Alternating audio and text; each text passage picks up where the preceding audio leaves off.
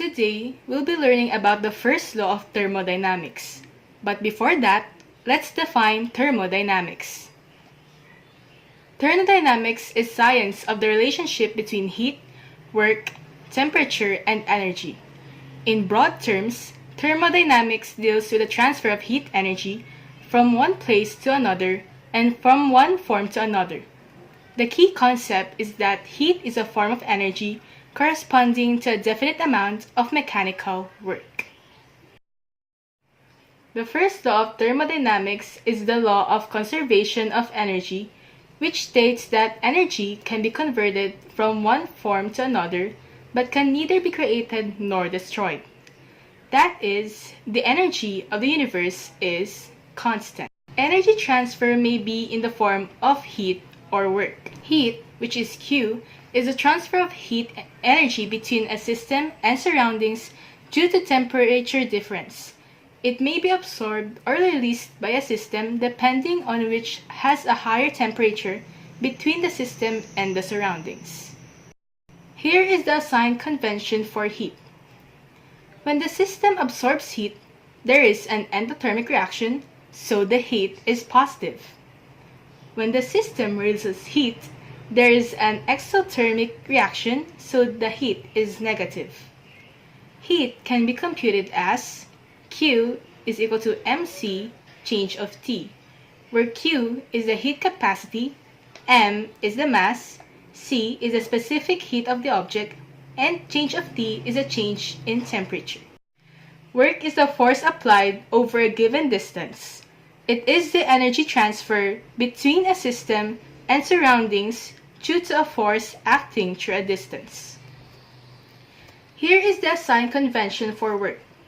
If the system does the work on the surroundings, the work is negative, while if the surroundings does the work on the system, the work is positive. Here, work can be computed as W is equal to negative P change of V, where negative P is the negative pressure and change of V is the change in volume. Thermodynamics is the study of energy. The internal energy of a system can be defined most precisely as the sum of the kinetic energy and potential energy of all particles in the system. The internal energy can be changed by a flow of work, heat, or both. That is, change of E is equal to Q minus W, where E is the change of internal energy, Q is the heat capacity, and W is work. Now let's take a look at some examples. A system receives 450 kg of heat from its surroundings and the surroundings do 50 kg of work on the system. What is the change in internal energy? So internal energy is equal to heat minus work. So when a system receives the heat, heat is positive. When the surroundings does the work, work is positive. So let's put that here. 450 kg minus 50 kg is equal to 400 kg. So that is the internal energy.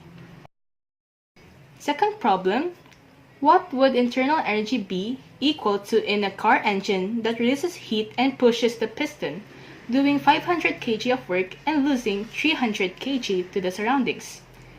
Since heat was released, heat is negative. Since the system does the work, work is negative. Negative 300 kg minus negative 500 kg is equal to 200 kg. The internal energy is 200 kg. Now let's put a different problem. How much work is needed in a system to expand from 25 liters to 50 liters against a pressure of 7 atm? Is work done on the system or on the surroundings?